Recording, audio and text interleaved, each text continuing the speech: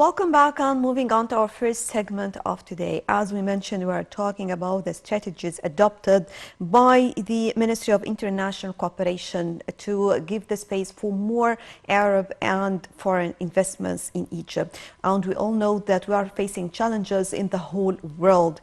We have many different parts actually to talk about, but first allow me to welcome our guest today, Dr. Youmn Hamaki, Professor of Economics at Shams University. Doctor, good morning. Good morning.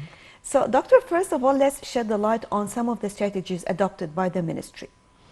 Actually, Ministry of International Cooperation, has exerted great effort during the last period in order to try to allocate resources and enhance international economic cooperation for the benefit of Egypt, the Egyptian economy, and in different fields. On top of them, actually, the preparation for COP27.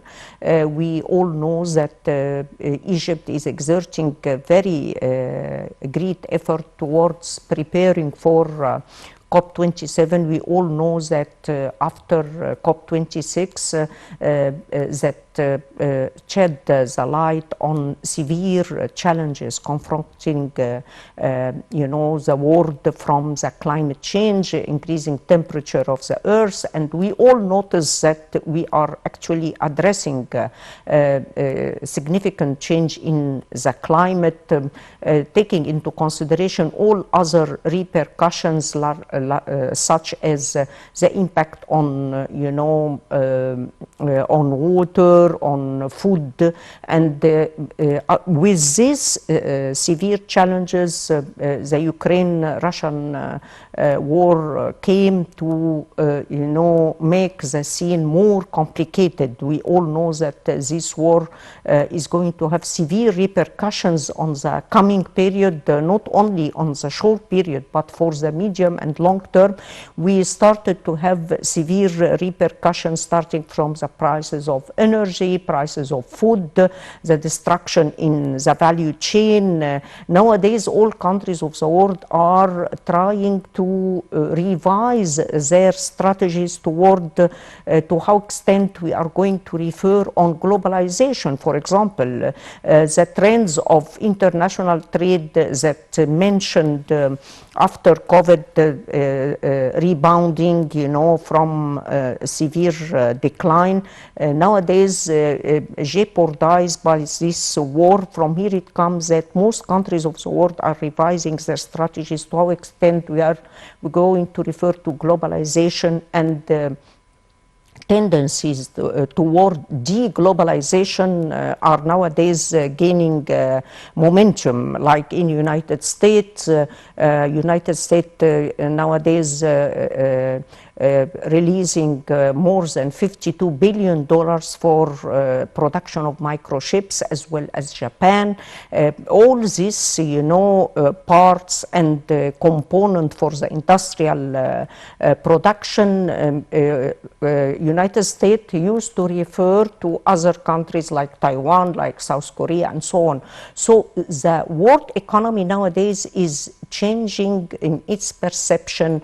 The relation among countries of the world regarding interdependence nowadays is completely changing.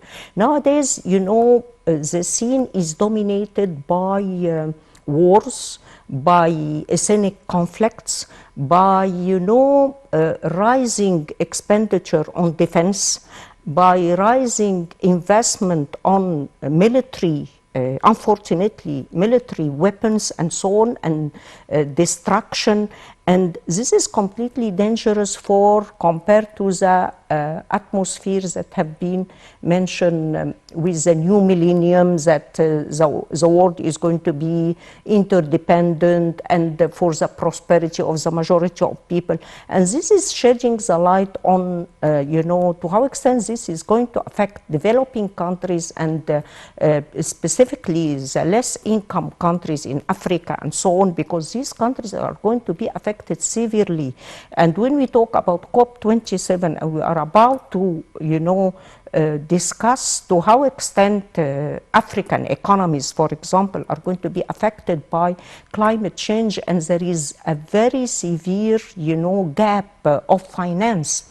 We all know that with climate change, developed countries had promised to deliver $100 billion every year, and from this period, 2015, minimal had been delivered, and in COP26, the gap of finance, as it has been mentioned, increased to trillions. So here, these are representing severe challenges when we talk about poverty, and with the destruction of the war, which is nowadays you have Ukraine and Russia, they are representing 40% of the supply of wheat and all this that can serve to address poverty and the need of African countries. I believe that this is, telling us lessons that we have to learn as Egypt within the African continent, and actually the Egyptian government started to act seriously by more self-reliance, by more self-sufficiency programs towards encouraging our farmers to cultivate wheat and to provide more incentives for these farmers to deliver their crops. So I believe nowadays there is a complete change in the international scene that necessitates actions to be taken, and hopefully that we can see an end to this war. Well, talking about, yes, we know about the strategies, but what are the main fields we're talking about to attract more investments? Actually, we have to think quite, with taking into consideration, as I mentioned, the international atmosphere towards what are the potentialities for foreign direct investment in Egypt. Egypt, after the mega project nowadays, is representing a very good opportunity for very profitable investments. And this can be considered, according to our studies as economists, as unexploited resources. When you see the scene of investment and maps of investment for all governorates of Egypt, we can start by just mentioning the mining industry in Egypt. Mining industry in Egypt hasn't been exploited yet. Still a lot of possibilities for mining industries. Taking into consideration that mining is quite important for providing raw materials for the industrial sector. So if you address mining sector and attract foreign investment to come and to mine and to invest their money here, we have the, the gold rectangle that we have been talking about this project nowadays for more than 6 years, but without significant results about to how extent we are managing. That's why, we need in Egypt a system of monitoring and evaluation about such projects. What are the advancement of such projects? To how extent we are achieving our goals? What are the obstacles preventing such achievement? And how to address such obstacles so that we can, this is what we can call results-based management. And I believe that with mining, this can attract foreign investment. But when we talk about attracting foreign investment, we need to talk quite frankly about the main obstacles preventing foreign direct investment from coming to Egypt. On top of this is bureaucracy, is corruption. And we have to refer to doing business. Doing business index can represent to us a very important, items towards what we need to address. Like the most severe points regarding doing business is dealing with customs, trading across borders, dealing with taxes. We are on in a very bad position in these items. And actually, what happened during the last months is that when we talk about trading across borders, we have introduced new procedures in trading across borders that affected seriously those who would like to import. So if you are not still relying on yourself to have your component for production for the industrial sector, and you still rely on importation, and you have complications in import, so this may prevent foreign investment to come, because for them this is more costs and destruction of the visibility studies that they have done. So we need to revise all these procedures to make it much easier, to make it stable for such a period without changements that may affect foreign investors and local investors. Egyptians nowadays, they are still they are talking about to how extent we can facilitate the environment for investment. So the potentialities are quite promising in mining, in the industrial sector. We have in health sector. Nowadays, health sector is quite attractive when we are talking about the insurance, medical insurance, that Egypt is approaching quite well, and we started to apply this in 2 governorates, and nowadays we are extending that to much governorates of Egypt. We are doing quite well in that, so we are going to need much more investment in the health sector, as well as education. Nowadays, education can be a part of such investment. So huge potentialities for Egypt to attract investment in a very profitable way, taking into consideration, Nashwa, that the political situation in the Middle East and Africa Egypt is representing a very important, country with political stability, with, safety, and with all nowadays infrastructures that may enable investor to have very profitable investment.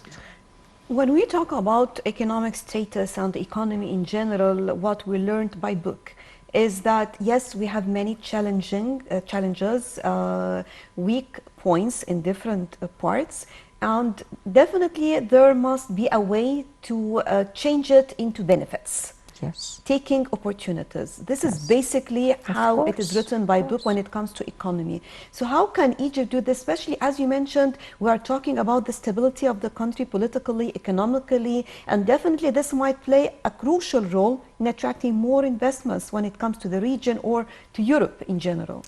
Actually, nowadays we are in a deep of a crisis. We haven't survived yet from coronavirus, and we have the other crisis of the war.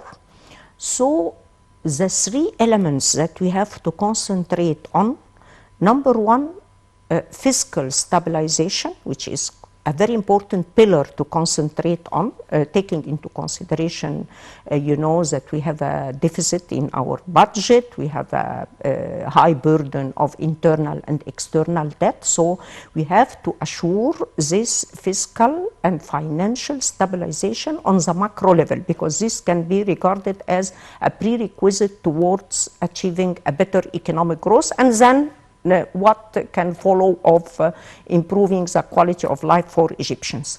So this is a pillar and a prerequisite. The second point is enhancing the potentiality of the economy to generate more opportunities of job.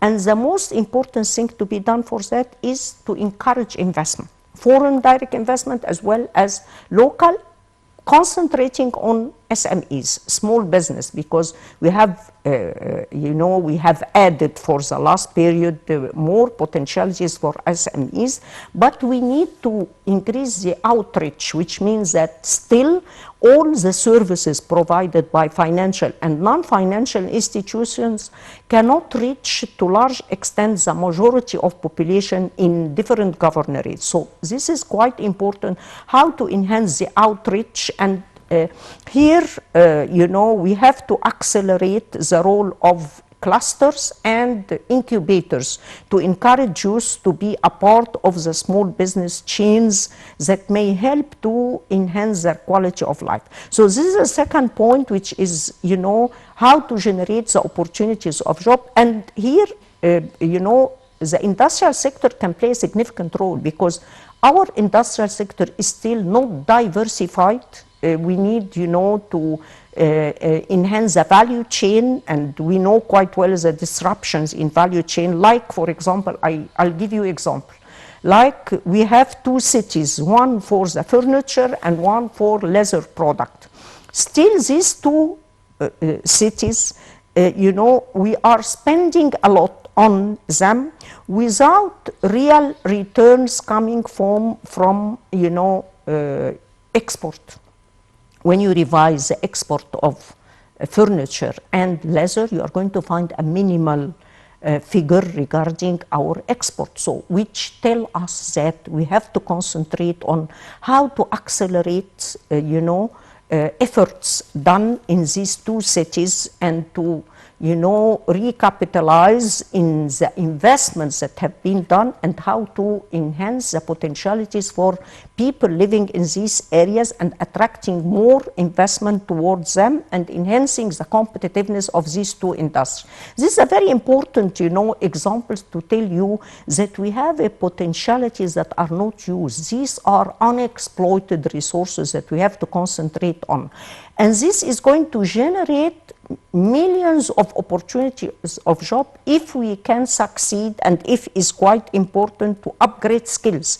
Because when you have like leather industries, like furniture, like all types of industries, you have to upgrade skills. Nowadays, we are doing quite well regarding how to attract youth. Nowadays, one of the statistics that actually I'm happy about it is unemployment of technical schools graduates.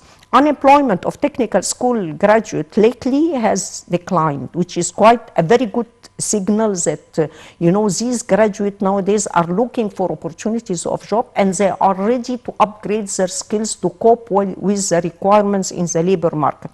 So this is the second item, and from my point of view, this is the backbone of the economy. How to enhance the capability of the economy to generate more opportunities of job. And then the third part, the third pillar, is the social security net. Nowadays, we started by enhancing our social security net. We have Takaful wa Karama. We have a Decent Life project, which is a very ambitious project covering, the majority of rural areas to enhance the quality of life of people living there. But we have to concentrate in such project not only on infrastructure, because this is taking a lot of money, without the results of repercussions in GDP growth. So we have to concentrate in this period on economic empowerment, which means starting by offering opportunities of job for people and upgrading their skills toward changing them from being consuming into being productive. This is essential in order to find, in a short period, a better results to enhance the economic situation, as well as, strengthening the social safety net in Egypt. So I believe these three pillars can make a difference in Egypt for the coming period, and enhance to a large extent our capabilities to cope with such crisis. Right. Just allow me, Doctor, to move on into a quick break, then we will be back.